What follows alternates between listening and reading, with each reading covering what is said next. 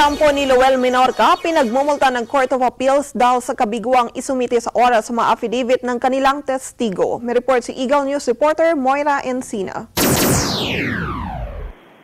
Ipinagpatuloy ngayong araw ng Court of Appeals 7th Division ang pagdinig sa kaso ni Lowell Menorca II laban sa liderato ng Iglesia ni Cristo.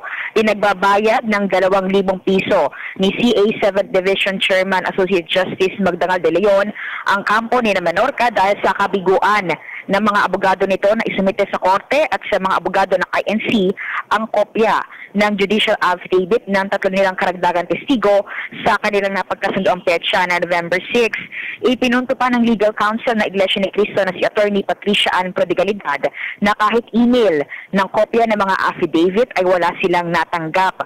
Ang tanging natanggap nilang email noong umaga ng November 6 ay mula sa isang may email address na Cyclone Ranger na pawang mga draft affidavit lamang at hindi notarized. Hindi rin anya ito kompleto dahil hindi naman isinama ang affidavit ni Lowell Menorca II.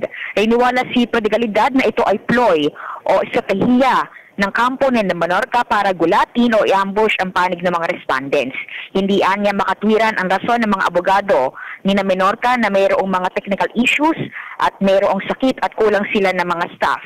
Kaya marapat lang silang patawan ng parusa lalo na't naging maluwag o lenient na ang CA sa kanila.